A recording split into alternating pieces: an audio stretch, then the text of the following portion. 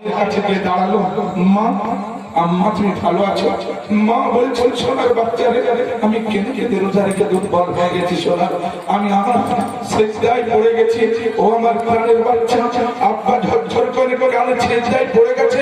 এয়ারপোর্টের ঘাসের উপরে পশ্চিম দিকে মাথা করে আল্লাহ দরবারে বলছে, ও আমার খোদা, যদি বাপ মায়ের দোয়া তোমার দরবারে করে কবুল হয়ে থাকে, আমার প্রিয়তম সন্তান আজকে দুবাই থেকে এসেছে, 3 মাস বেঁচে থাকবে। ডাক্তার বলেছে, ডাক্তারের উপরে তুমি ডাক্তার রয়েছো, হায়াতের যদি কেউ দিতে পারে তুমি দিয়েছো। আমি মা, আমি বাপ এইখানে সেজদায় পড়লাম, আমাদের হায়াতটাকে কেটে তুমি ওরে দিয়ে দাও, কিন্তু একে তুমি আমাদের সাথে মৃত্যু দিও না খোদা, এর মৃত্যু আমরা সহ্য করতে পারবো না। জর্জর করে সেজদায় পড়েছে। ছেলেটা বলছে, আম্মা গো তুমি উঠো, অবশ্যই আল্লাহ তোমার বরকতে শেফা দিবে। ঘন্টা পড়ে রয়েছে, আম্মা বলছে, আল্লাহ আমার সন্তানকে তুমি শেফা দিয়ে দিও, আমাদের কাছে ওর মৃত্যুটা দিও না।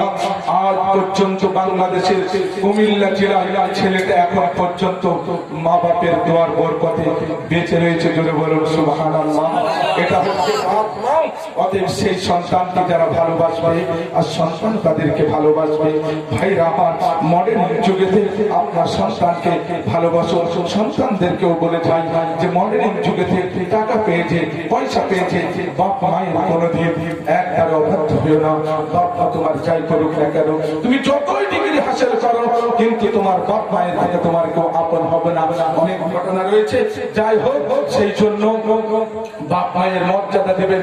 এমন আমার নবী বলেছেন, বাপ মায়ের আওয়াজের উপরে কোনোদিন আওয়াজ উঠায় না।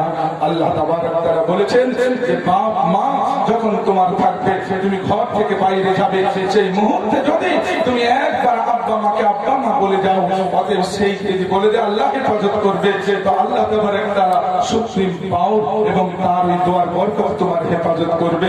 আর বাপ মাকে যদি একবার সত্যি নজরে কারণ দিয়ে ভালোবাসার নজরে দেখো, আমার হাবিবুল্লাহ বলে গেছে, মকবুল হজের সব তোমার নামে আমল লিখে দেওয়া হবে। জোরে বলুন সুবহানাল্লাহ।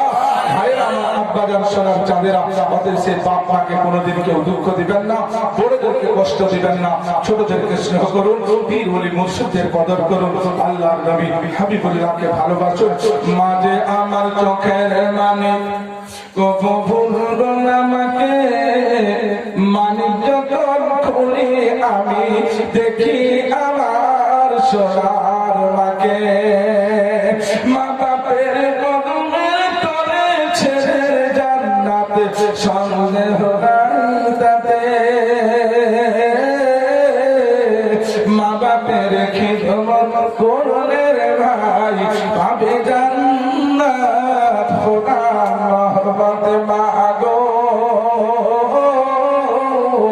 আমি ছিলাম আধার ঘরে, আমি মা অতি কষ্ট করে আমায় খোদার রহমতে এই পৃথিবীতে।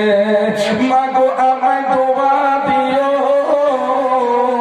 পারি যেন যেতে জান্নাতে, বড় দোয়া দিও না মাগো, হবে আমার আখিরাতে কষ্টাতে। মাঝে আমার চোখের মানিক কবু ভুলবো না আমাকে, মানিক যখন খুলি আমি দেখি আমার সোনার মাকে। ভাইরা আমার, আব্বাজান সোনার চাঁদেরা, এই নষ্ট বাংলা জ্ঞানী বুদ্ধিজীবী নেক চেহারা আল্লাহ তাবারক তাআলা আপনাদের কবুল করুন। এই মাটিতে আল্লাহ রাব্বুল আলামিন আপনাদের সকলের হাজরিকে কবুল করুন।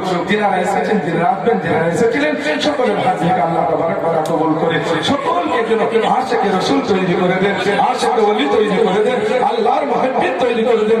জোরে বলুন সুবহানাল্লাহ, বলুন নারে তাকবীর। চাঁদেরা সকাল থেকে নিয়ে 2-3টে প্রোগ্রাম সেরেছি, আপনাদের কাছে 1 ঘন্টা টাইম দিলাম, 1 ঘন্টা 5 মিনিট, আর তারপরে আবার আমাকে যেতে হবে। সভা বলছে বলে এখনো 20 মিনিট টাইম আছে।